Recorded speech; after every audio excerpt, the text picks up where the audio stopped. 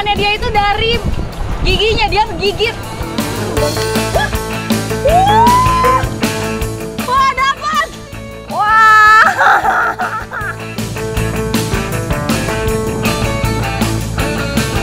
Di jantung Sulawesi Tengah, masyarakat suku Lauje hidup berdampingan dengan alam.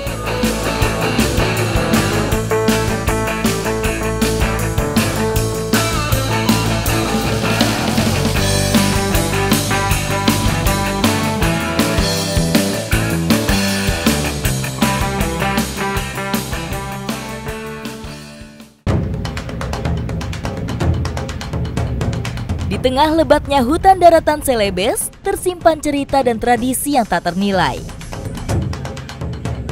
Sebuah dunia tersembunyi, dihuni oleh masyarakat yang menjaga tradisi leluhur dengan sepenuh jiwa.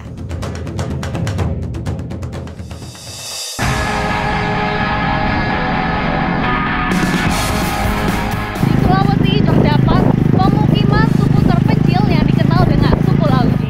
Ikuti jejak saya, jejak petualang. Untuk mencapai kampung suku Lauje, saya harus menempuh perjalanan yang penuh tantangan. Petualangan yang akan membawa saya berada jauh dari hiruk-pikuk peradaban modern. Kita akan menempuh waktu kurang lebih 2 jam.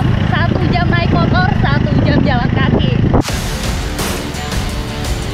Jalanan licin menjadi tantangan perjalanan saya kali ini.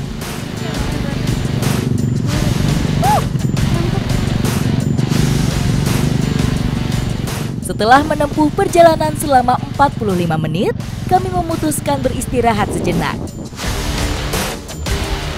Di jantung Sulawesi Tengah, masyarakat suku Lauje hidup berdampingan dengan alam. Untuk bisa menyelami kehidupan mereka, saya bersama tim Jejak Petualang akan ditemani oleh warga setempat yang sudah akrab dengan masyarakat suku Lauje.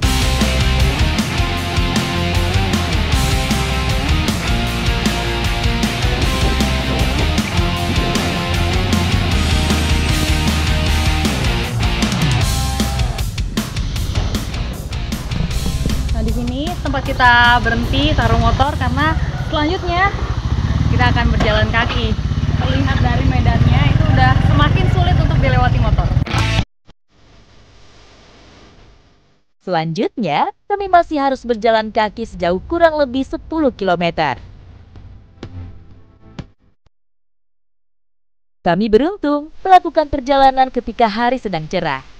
Jika hujan turun, jalur akan semakin licin dan berbahaya.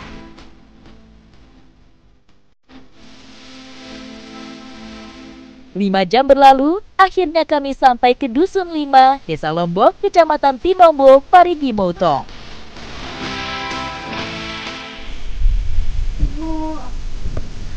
Akhirnya kita sampai juga di salah satu dusun suku Lauje. Ini terlihat memang pemukimannya itu tidak terlalu banyak, hanya ada beberapa rumah saja. Oh, ini suasananya syahdu sekali dan juga hangat. Memang terlihat sedikit, karena biasanya satu pemukiman hanya diisi oleh satu keluarga besar. Rumah ini bukan hanya sekadar tempat tinggal, melainkan simbol kebersamaan dan kekeluargaan. Tempat berkumpul dan tempat perayaan menjaga tradisi warisan leluhur. Jalan. Dusun yang ditinggali suku Lauje itu memang saling berjauhan. Ada yang di sini, ada yang masih berkilo-kilo lagi dengan ditempuh jalan kaki. Meskipun sudah sering kali menjejakkan kaki di kota dan bertemu dengan suku lain, namun bahasa Indonesia yang mereka miliki sangat terbatas. Bikin anyam-anyam bisa kah? Beberapa kali saya dibantu Bang Sukur untuk bisa berkomunikasi dengan warga suku Lauje.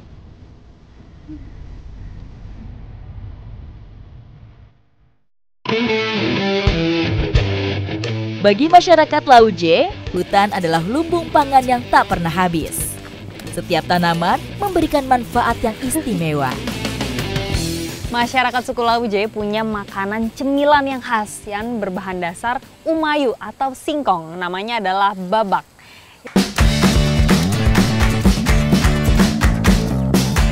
Singkong dapat tumbuh subur di berbagai jenis tanah, tahan terhadap serangan hama dan penyakit, sehingga mudah untuk dibudidayakan.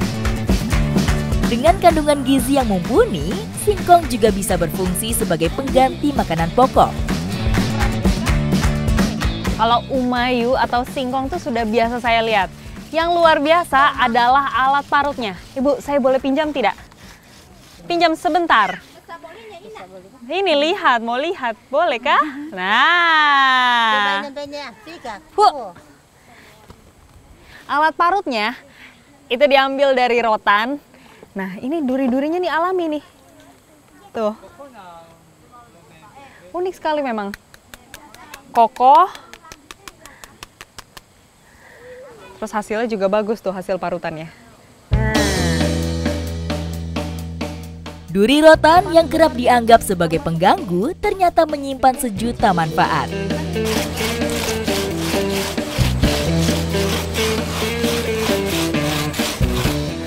Ternyata enak juga nih. Marut pakai rotan, kokoh memang rasanya. Tidak kalah sama yang di kota-kota, saya pernah coba ini.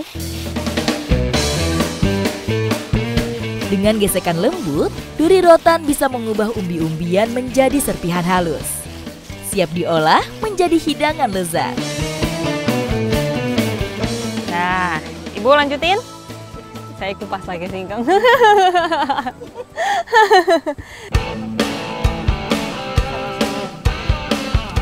Karena kandungan karbohidratnya yang tinggi, camilan ini berguna untuk mengganjal rasa lapar sebelum makan malam. Setelah diparut, ini diperes dulu untuk menghilangkan kadar airnya. Jadi salah satu cara mensiasati supaya adonan singkongnya itu tidak pahit. Sejak kecil, masyarakat suku Lauje telah diajarkan untuk mengenal alam. Nenek moyang mereka telah mewariskan segala pengetahuan tentang tumbuhan kepada para penerus secara turun-temurun. Biasanya, selain dibikin cemilan babak, singkong ini bisa direbus langsung untuk mengganti nasi. Tapi kalau untuk mensiasati ketika memang singkongnya itu pahit, ya dibikin cemilan ini. Singkong yang kadar airnya sudah berkurang ini kemudian dimasukkan ke dalam ruas bambu yang telah dibersihkan.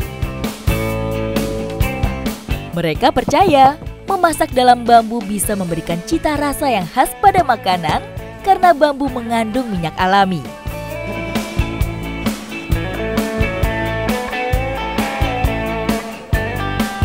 Saat bambu dipanaskan, minyak ini akan menguap dan tercampur dengan aroma bahan makanan di dalamnya.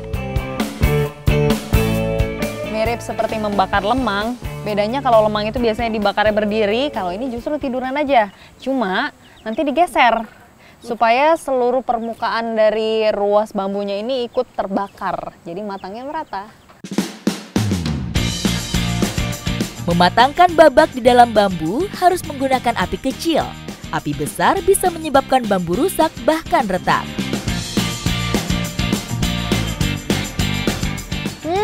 Ibu, enak banget ini aromanya. Ibu boleh buka juga.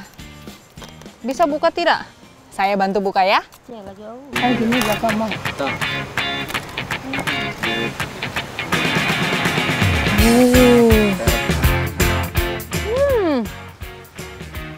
Rasanya benar-benar di luar prediksi.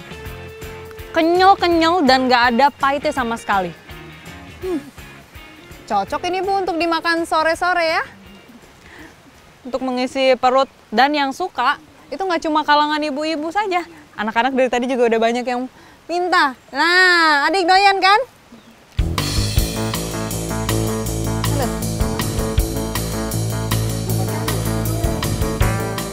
Alam di sekitar suku Lauje itu bagaikan supermarket bagi mereka. Dengan ilmu warisan leluhur, mereka bisa meracik sumber daya alam yang tersedia. Ikuti jejak saya, jejak petualang.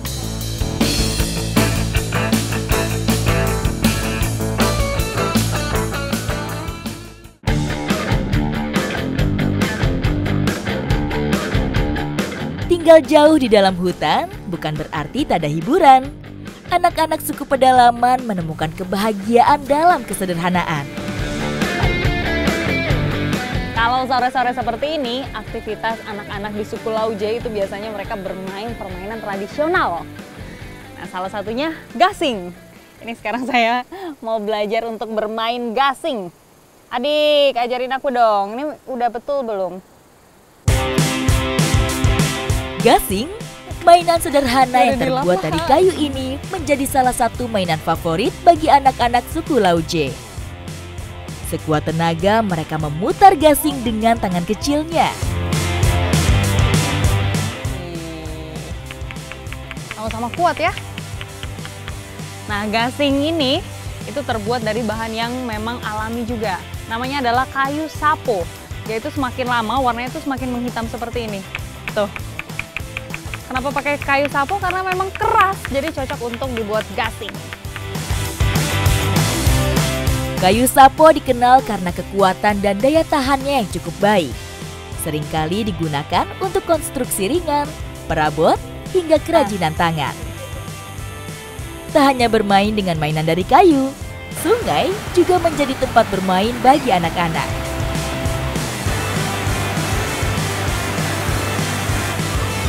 Berenang, menyelam, bahkan saling menyiram adalah sebuah kebahagiaan tersendiri bagi mereka.